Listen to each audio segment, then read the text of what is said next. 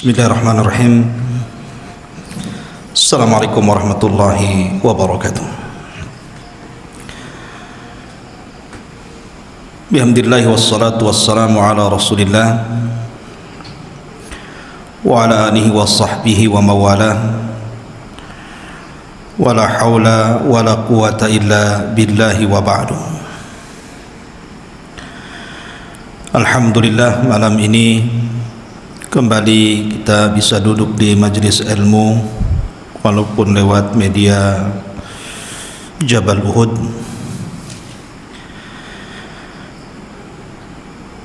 Kajian malam ini akan membahas satu ayat di dalam Al-Quranul Karim, tepatnya dalam surah Al-An'am ayat ke-158. Allah Subhanahu wa taala berfirman, hal yanzuruna illa an ta'tiyahumul malaikatu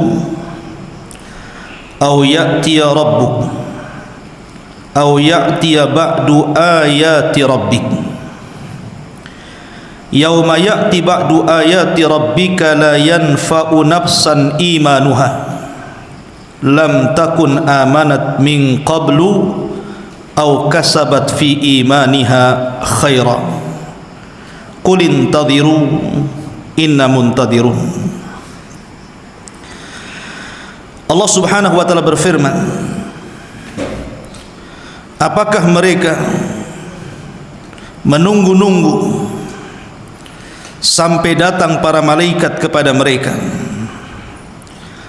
atau datang Rabb kalian kepada mereka, atau datang sebagian tanda-tanda Rabbnya?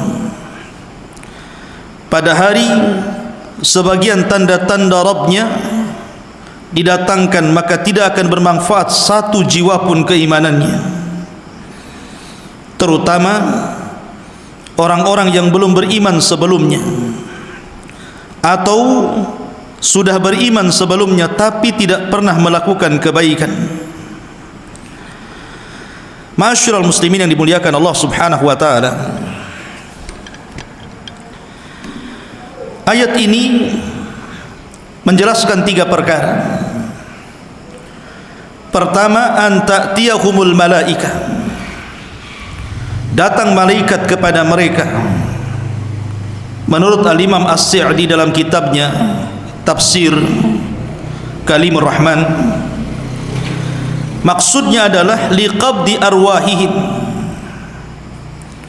fa innahum idza wasalu ila tilkal hali lam yanfa'uhumul iman wala salihul a'mal. Maksudnya para malaikat itu yang dimaksud malaikat di sini adalah malakul maut. Apabila datang mencabut ruh-ruh mereka dan mereka sudah sampai kepada perkara itu, maksudnya dicabutnya ruh, maka tidak bermanfaat iman mereka dan juga amal soleh mereka. Contohnya seperti Fir'aun, ketika dia tenggelam, dia sempat mengatakan amantu bima amanat bihi banu Israel, aku beriman seperti yang diimani Bani Israel. Tapi kemudian Jibril datang membawa tanah, kemudian disumpalkan di mulut Fir'aun agar Fir'aun tidak bertobat kepada Allah. Orang sepertimu wahai Fir'aun, inilah yang layak. Kemudian dilemparkan tanah itu ke mulutnya sehingga Fir'aun meninggal dalam posisi su'ul khatimah. Dan ini sebagaimana sabda Nabi SAW bahwa tobat seseorang itu akan diterima malam yugharghir, selama nyawa masih belum ditenggorokan. Kemudian yang kedua, au ya'tiya rabbuk, atau Rabbmu akan datang. Kapan itu? Li faslil qadha'i bainal ibad, ketika Allah Subhanahu wa taala datang untuk memutuskan setiap perkara hamba kelak di padang mahsyar. Dan ketika itu tidak ada manfaat kecuali amalan yang dibawanya. Karena Ali radhiyallahu an mengatakan, al-yaum yaumul amal wal ghad yaumul hisab. Hari inilah di dunia hari beramal, sementara besok nanti setelah kematian hanya tinggal hisab saja, perhitungan kita dengan Allah Azza wa Jalla. Kemudian yang ketiga, dan ini yang dimaksud kajian kita malam ini, au ya'tiya ba'du ayati rabbik, atau datang kepada mereka sebagian tanda-tanda Rabbmu. Maksudnya di sini ad-dalatu ala qurbi saati, tanda-tanda sebagian tanda-tanda Rabb yang akan didatangkan Allah kepada manusia, artinya tanda-tanda yang menunjukkan tentang dekatnya kiamat besar. Dan ma'ruf, sering saya ulang-ulang, bahwa tanda-tanda kiamat besar ada 10. Dimulai daripada Dajjal, kemudian turunnya Isa bin Maryam, kemudian munculnya Ya'juj dan Ma'juj. Ini tartib berdasarkan hadis. Tidak ada khilaf di antara ulama tartib yang tiga ini. Yang menjadi khilaf adalah ketika ayat-ayat dan tanda-tanda kiamat besar yang lainnya, seperti umpamanya gempa dari arah timur, kemudian gempa dari arah barat, kemudian gempa di Jazirah Arab, kemudian setelah itu munculnya duhan, kemudian setelah itu terbitnya matahari dari arah barat, kemudian setelah itu munculnya dabatun minal ard, binatang yang keluar dari perut bumi dan bisa bicara, kemudian setelah itu angin yang datang yang menghembus membunuh orang-orang yang beriman walaupun memiliki sebiji zarah, kemudian munculnya api dari arah Aden yang menggiring manusia kepada tempat perkumpulan mereka di Syam. Lah 7 tanda ini menjadi khilaf para ulama mana duluan, sehingga tidak bisa dipastikan ini yang ini duluan, yang itu duluan. Itu kembali kepada ijtihad para ulama. Akan tetapi di sini Allah Subhanahu wa taala mengatakan dalam ayat setelahnya, Allah mengatakan, yauma ya'ti ba'du ayati rabbik la yanfa'u nafsan imanuha. Ketika tanda-tanda besar dekatnya hari kiamat itu telah tiba, maka tidak akan bermanfaat satu jiwa pun keimanannya. Lam takun amanat min qablu, di mana orang ini sebelumnya memang tidak beriman, au kasabat fi imaniha khaira, atau mungkin sudah beriman tetapi tidak beramal saleh. Ada sebuah hadis yang kemudian menjadikan penafsir daripada ayat ini. Nabi sallallahu alaihi wasallam bersabda, hadis yang dikeluarkan Abi Hurairah radhiyallahu, hadis yang dari jalur Abi Hurairah radhiyallahu an, Nabi sallallahu alaihi wasallam bersabda, "Salasun idza kharajna la yanfa'u nafsan imanuha lam takun amanat min qablu aw kasabat fi imaniha khaira." 3 perkara kata Rasulullah, apabila muncul maka satu jiwa pun tidak manfaat imannya. Lam takun amanat min qablu aw kasabat fi imaniha khaira, terutama orang yang tidak pernah beriman sebelumnya atau sudah beriman tetapi tidak mengamalkan amal kebaikan. Kemudian Rasul menyebutkan 3 perkara. Pertama, tulu'us syamsi min maghribiha, terbitnya matahari dari arah barat. Kemudian yang kedua, ad-dajjalu, dajjal, keluarnya dajjal. Dan yang ketiga, wadabatul ardi, dan binatang yang keluar dari perut bumi yang akan bicara, tugasnya menstempel manusia mukmin dan kafir, itu saja. Terjadi iskal di sini, terjadi masalah dalam hadis ini. Di sini Nabi sallallahu alaihi wasallam menyebutkan kalimat dajjal. Okelah kalau matahari terbit dari arah barat, memang tobat seseorang tidak akan diterima. Kalau matahari sudah terbit dari barat, percuma beriman, percuma bertobat. Penyembah berhala sekalipun melempar patungnya tidak akan diterima tobatnya. Orang yang tidak pernah solat kemudian solat pun tidak akan diterima solatnya. Ataupun mungkin yang ketiga, dabatul ardh, binatang yang keluar dari perut bumi, yang kemudian tugasnya menstempel dahinya seorang yang beriman sehingga bercahaya dan menunjukkan keimanannya, kemudian menstempel hidungnya orang kafir menjadi gosong dan menunjukkan kekafirannya. Ini sebagai penguat dari tanda-tanda munculnya matahari dari arah barat. Jadi ketika muncul matahari dari arah barat, iman seseorang sudah tidak diterima lagi. Makanya muncul binatang yang menstempel mukmin dan kafir. Dua perkara ini disepakati bahwa kalau muncul tidak mungkin diterima imannya. Masalahnya di sini ada kalimat Dajjal. Dajjal ini kita tahu bahwa pendapat yang paling kuat wallahu alam berdasarkan banyak pendapat seperti Imam Ibnu Hajar, Al-Imam Al-Qurtubi dan banyak para ulama salaf yang lainnya mengatakan bahwa Dajjal itu adalah permulaan tanda dari tanda-tanda kiamat besar dan mukadimahnya munculnya Imam Mahdi.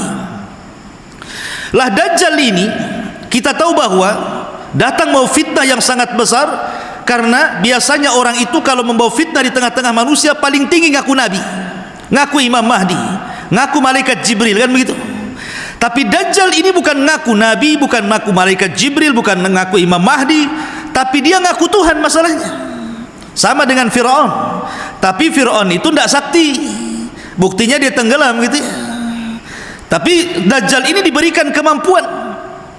Yang ingin saya katakan bahwa Dajjal ini berperang melawan pasukan Imam Mahdi. Kemudian terdesak pasukan Imam Mahdi, kemudian turun Isa bin Maryam menolong pasukan Imam Mahdi, berakhir dengan membunuh Dajjal. Setelah Dajjal terbunuh, kemudian selang beberapa waktu setelahnya muncul Ya'juj dan Ma'juj. Isa tidak berperang dengan Ya'juj dan Ma'juj karena memang tidak bisa diperangi dan tidak bisa dibunuh masalahnya. Sehingga Isa hanya berdoa sehingga diturunkan nughab, azab berupa ulat yang kemudian masuk di tengkuk setiap Ya'juj dan Ma'juj dan Allah binasakan. Lah setelah Ya'juj dan Ma'juj ini, Isa bin Maryam memerangi ahli kitab, memerangi orang-orang Yahudi dan Nasrani. Setiap berjumpa dengan ahli kitab maka dipaksa untuk masuk Islam. Kalau tidak masuk Islam maka dibunuh. Makanya Allah Subhanahu wa taala mengatakan, wa in min ahlil kitab illa la yu'minanna bihi qabla mautihi. Dan sebagian ahli kitab itu nanti kelak di akhir zaman akan masuk Islam sebelum wafatnya Isa bin Maryam. Lah di sini menunjukkan apa? Masih diterima imannya kan? Karena mereka dipaksa masuk Islam. Kalau memang Dajjal ini bagian daripada tiga perkara, kalau muncul tidak diterima imannya, kenapa pula Isa bin Maryam memaksa orang ini masuk Islam kalau tidak dibunuh? Karena ketika itu pilihannya cuma dua. Beda di zaman Rasul ada tiga pilihan: masuk Islam, bayar jizyah, perang, kan gitu ya. Kalau di zaman itu tidak ada jizyah, yang ada masuk Islam atau mati. Ketika orang-orang ini masuk Islam, tentu bermanfaat Islamnya. Tapi kenapa dalam hadis ini Rasul mengatakan salasun idza kharajna la yanfa'u nafsan imanuha lam takun amanat min qablu aw kasabat fi imaniha khaira tulu'us syamsi min maghribiha wad dajjal wa dabatul ardi.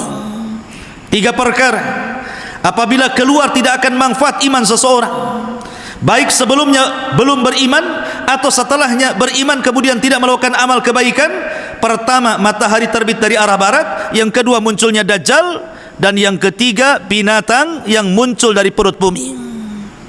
Lihat, di sini ada kalimat Dajjal. Baik, kita akan urai apa maksudnya. Sebab kalau seandainya kita tidak urai, berarti kalau seandainya Dajjal itu muncul berdasarkan riwayat ini, tidak manfaat lagi imannya.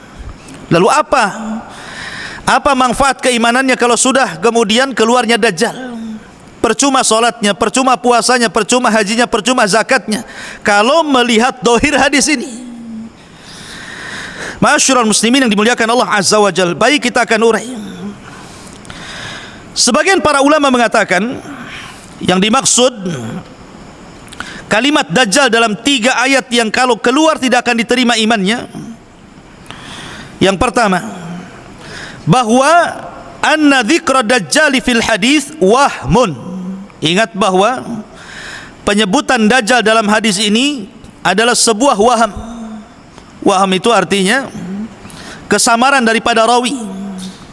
Sebagaimana dikatakan oleh Imam Al-Qurtubi Abul Abbas rahimahullahu taala, beliau mengatakan dalam syarah hadis ini, yalzamu alaihi an yartafi'al at-taqlib bil imani wa bit taubati inda khurujihi. Sebab kalau Dajjal itu diletakkan di 3 tanda ini, maka mengharuskan terangkatnya iman dan taubat ketika keluarnya. Dan tentu ini menyelisih dalil yang lain, karena Isa bin Maryam keluar setelah Dajjal dan memaksa untuk beriman. Maka beliau mengatakan ini adalah wahmun min ba'di ruwat. Pertama, ini kesamaran, waham daripada sebagian rawi hadis, Dan Syekh Albani rahimahullahu taala menyebutkan di dalam kitabnya As-Sahihah jilid yang ke-7 pada urutan ke-160 ke 1635 bahwa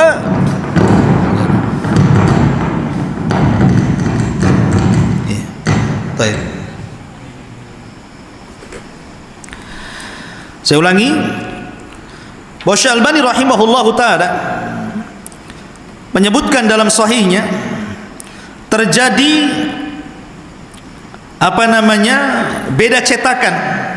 beda cetakan dalam kitab Al-Musnad. Harusnya yang menggantikan posisi Dajjal itu bukan Dajjal, tapi yang menjadikan posisi Dajjal adalah dukhan. Kemudian beliau mengatakan wala arahu illa tashifan, dan aku tidak melihat adanya perubahan lafaz ini karena ada kesalahan rawi. Jadi dari sini ikhwatu fiddin menunjukkan bahwa letaknya dukhan di mana? Letaknya dukhan itu masuk pada 3 tanda dari tanda-tanda kalau muncul berurutan, berarti iman seseorang tidak akan diterima. Menunjukkan bahwa tartib dukhan itu, dukhan dulu, matahari terbit dari arah barat, kemudian muncul dabatul ar. Itu tartib yang benar. Sebab kalau seandainya dukhan diawalkan, sebagaimana yang tersebar hari ini, bahwa dukhan itu adalah tanda pertama kiamat besar, sampai kemudian ada orang yang meramal, memprediksi, bahasa halusnya, bahasa kasarnya meramal gitu ya, mengatakan bahwa akan terjadi di 15 Ramadan kemarin, tetapi ramalannya meleset. Mungkin tengok jarinya tidak pas kali, jadi meleset. Subhanallah ya. Masyurul muslimin yang dimuliakan Allah Azza wa Jalla. Jadi di sini kata Syekh Albani rahimahullah taala ada tasif, ada perubahan di dalam cetakan dalam Musnad itu, harusnya bukan Dajjal tetapi kalimat dukhan. Jadi ketika Rasul mengatakan 3 perkara kalau seandainya datang tidak diterima iman seseorang, baik sebelumnya beriman atau sudah beriman dan tidak beramal soleh, maksudnya yang pertama terbitnya matahari dari arah barat, kemudian dukhan, kemudian munculnya binatang dari perut bumi. Begitu tertibnya. Ini jawaban yang pertama. Jawaban yang kedua, disebutkan para ulama bahwa kalau memang itu tidak ada perubahan wahmun dari rawi, anggaplah memang benar seperti itu tertibnya, bahwa 3 perkara itu sebagaimana zahirnya redaksi hadis, bahwa terbitnya matahari dari arah barat, kemudian Dajjal, kemudian munculnya binatang dari perut bumi yang bisa bicara, yang menstempel mukmin dan kafir itu. Maksudnya di sini 3 perkara ini kalau muncul semua. Jadi tidak bisa Dajjal muncul imannya tidak diterima, tidak. Harus 3-tiganya muncul. Dajjal muncul, matahari terbit dari arah barat, kemudian muncul binatang dari perut bumi, baru dikatakan imannya tidak diterima. Ini jawaban yang kedua. Jawaban yang ketiga, karena di masa Dajjal itu orang disibukkan dengan ketakutan yang luar biasa, dengan fitnah yang luar biasa, sehingga mereka dilupakan dari beramal soleh karena ketakutan yang berlebihan. Jadi karena takutnya dengan Dajjal, akhirnya kemudian mereka pun disibukkan dengan ketakutan sehingga tidak beramal saleh. Ada yang kemudian mentakwil seperti itu, tapi terlampau jauh. Wallahu a'lam. Maka kalau kita melihat dari 3 alasan ini, yang lebih akrab wallahu a'lam adalah yang pertama, bahwa tertibnya adalah terbitnya matahari dari arah barat, kemudian dukhan, kemudian dabatul ard, tetapi susunannya dukhon dulu, baru terbit matahari dari arah barat, baru kemudian munculnya binatang dari perut bumi. Karena dukhon itu tanda yang terakhir di mana orang diberikan kesempatan untuk bertobat. Dia tanda terakhir dia. Ketika muncul dukhon itu diberikan kesempatan, kalau masih bertobat diterima tobatnya. Kalau tidak bertobat, maka selang beberapa waktu terbit matahari dari arah barat. Ketika itulah Rasul mengatakan, salasun, 3 perkara idza kharajna la yanfa'u nafsan imanuha. Kalau keluar tidak mungkin manfaat imannya. Maka di sini letak dukhon di pertengahan. Wallahu a'lam. Karena itu yang paling banyak dikuatkan para ulama salaf. Tapi sekali lagi ini tidak menjazmkan. Karena ijtihad para ulama tentang tartib ini banyak sekali. Banyak sekali. Tapi ini yang lebih akrab dengan dalil. Kita kan kembali kepada dalil dan penjelasan para ulama, itu lebih selamat daripada memperbanyak prediksi-prediksi yang tidak ada, yang omong kosong, akhirnya tidak terjadi, jadi malu jadinya. Ketika tidak terjadi kan malu jadinya. Ketika malu, dicabutnya fatwanya. Ketika dicabut, ya, kalau seandainya dia kemudian meralat masih mendingan. Terkadang sudah meralat masih juga ada orang yang kemudian sebagian manusia itu ngeyel. Oh, mungkin dukhonnya tidak terjadi, tapi Imam Mahdinya akan muncul. Nah gitu ya. Jadi dukhonnya nih oke lah, dilewatkan dukhonnya karena nggak terjadi tanggal 15 kemarin. Sehingga sudah bab dukhon sudah selesai. Karena kalau bab dukhon ini nunggu Ramadan lagi, baru diangkat lagi, itu pun kalau Ramadannya tanggal 15 hari Jumat. Ketika kemudian ini dikat, tanda kiamat yang lain dibesar-besarkan. Sekarang apa lagi? Mahdi. Kan gitu ya. Sekarang yang digembor-gemborkan itu Imam Mahdi. Bahwa Imam Mahdi akan keluar tahun 2020. Ada yang mengatakan 2022. 2022. Masya Allah. Dengan sangat yakin dan pastinya mengatakan seperti itu. Walaupun lisan halnya kadang-kadang mengingkari, aneh. Ketika dia sudah menyebutkan tempatnya, menyebutkan usianya, kemudian memprediksi akan kekacauan besar. Nanti nih kalau tidak terjadi, mungkin Imam Mahdi sudah nggak bicara lagi, mungkin yang lain lagi, Dajjal katanya. Jadi begitulah akhirnya prediksi. Agama ini berdasarkan syariat, ikhwan. Ada Quran, ada sunnah. Tidak mungkin kedua pusaka ini menyesatkan orang. Makanya Rasul mengatakan, taraktu fikum amraini lan tadhillu ma tamassaktum bihima, kitaballahi wa sunnati. Kutinggalkan kepada kalian 2 perkara ya. Kalau kau pegang dua-duanya, kalian tidak mungkin sesat. Yang sesat itu kalau seandainya keluar daripada Al-Quran dan Sunnah. Karena kesesatan itu cuma 2. Munculnya pemahaman yang salah ketika berdalil itu 2. 1, dalilnya palsu, dalilnya lemah. Kalau dalilnya palsu, dalilnya lemah, bagaimana mau beristidlal, mengambil pelajaran daripada dalil? Asalnya saja sudah salah, bagaimana cabangnya? Ini 1. Dan ini yang banyak hari ini. Ketika mereka menggembar-gemborkan dengan hadis maudhu, dengan hadis palsu, kemudian mereka dengan sangat yakin menjabarkan hadis itu, yang tidak mungkin terjadi, omong kosong. Kenapa? Dalilnya saja tidak ada, karena bukan dari Nabi. Atau yang kedua, dalilnya sahih tetapi dicocok-cocokkan logika. Dalilnya benar, Quran, Sunnah, Bukhari, Muslim. Dalilnya Masya Allah, akhrajahu shaykhaini, dikeluarkan 2 imam hadis Bukhari Muslim. Tetapi cara memahaminya tidak kembali kepada para ulama, tapi kembali kepada otak, kembali kepada cocok logika. Kemudian disangkut pautkan dengan akal pikiran dia.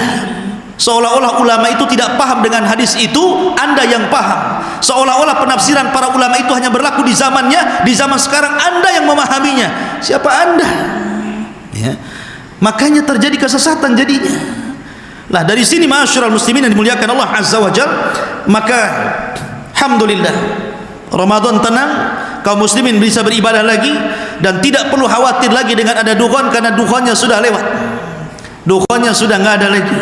Nanti wallahu a'lam, dukhon itu pasti ada, tapi jangan dipastikan. Karena dukhon itu tanda-tanda langit. Kenapa pula ada di bumi? Dukhon itu kan tanda-tanda langit. Dia muncul di langit, dukhon itu bukan dari bumi. Itulah berdasarkan penafsiran Imam Qurtubi rahimahullahu taala ketika mentafsirkan ayat Tuhan. Itu tanda-tanda langit, bukan tanda-tanda bumi. Makanya Imam At-Tayyib mengatakan bahwa ada tanda-tanda yang bisa merubah bumi, ada tanda-tanda yang bisa merubah langit. Salah satunya dukhan, karena memang muncul dari langit. Allah yang munculkan dukhan itu dari langit, bukan timbul dari bumi. Apalagi kemudian akibat daripada bongkahan dan jatuhan meteor yang sangat besar 20 kali lipat dari lapangan bola, kemudian akan menimbulkan asap yang tebal yang membungkus satu dunia. Wah, ini payah ini kalau udah gini. Masyarul muslimin, dari mana ini asal usulnya? Siapa yang mentafsirkan? Ya. Maka tinggalkan cocok logi itu sudah. Akal itu dilahirkan untuk patuh kepada Quran dan Sunnah, bukan untuk mengakal-akali Quran dan Sunnah. Sebab kalau agama ini akal-akalan, ketika membasuh sepatu itu bukan atasnya tapi bawahnya, karena yang kotor bawahnya. Kenapa syariat mengusap sepatu di atas padahal yang di atas itu bersih, yang di bawah itu kotor? Karena agama ini bukan akal-akalan. Orang kentut, harusnya yang dibasuh itu pantatnya. Kenapa pantatnya nggak disalahkan? Semua dibasuh pula. Karena memang agama bukan logika. Orang junub mengeluarkan sperma. Sperma itu tidak najis. Kalau kencing najis, harusnya yang mengeluarkan najis itu yang mandi. Ini yang mengeluarkan tidak najis, tidak mandi. Aneh, logikanya di mana? Air mandi kan tidak najis, kenapa suruh mandi? Kencing najis, kenapa tak suruh mandi? Menunjukkan agama bukan akal-akalan. Agama itu kepatuhan, ketundukan. Sudahlah, berhenti cocok logi itu, meresahkan umat saja. Maka saya nasihati, bertobatlah mumpung masih ada waktu. Pertama, mumpung anda belum mati. Yang kedua, mumpung matahari belum terbit dari arah barat. Tobat, kembalikan fatwanya, kembalikan kepada para ulama, supaya masyarakat tenang. Masyarakat tenang, masyarakat bisa ibadah. Ajak mereka, badiru bil a'mali fitanan, ajak mereka beramal. Sekarang ini waktu fitnah, fitnah banyak. Kesyirikan merajalela, orang yang menentang sunnah di mana-mana, istihza dengan agama luar biasa semenjak ada medsos ini. Solat kemudian dibuat main-main, Nabi dilecehkan, Al-Quran diinjak-injak. Ini kita perang dengan fitnah. Ya. Harusnya ini yang dibenahi, akidah manusia kita benahi. Ajak manusia, ajarkan ilmu yang benar, akidah yang kuat, tauhid yang mantap, supaya umat ini bisa beribadah dengan baik dan membawa berkah bagi negara ini, daripada hanya ditakut-takuti terus. Karena persiapan fisik itu nomor berapa? Persiapan iman itu yang sesungguhnya. Apalagi di bulan Ramadan, maka khusyukan puasa, khusyukan tarawih, khusyukan qiraatul Quran, bermunajat kepada Allah agar kita minta dibebaskan dari api neraka. Subhanakallah bihamdika, asyhadu an la ilaha illa anta, astaghfiruka wa atubu ilaik. Allahu ta'ala alam. Assalamualaikum warahmatullahi wabarakatuh.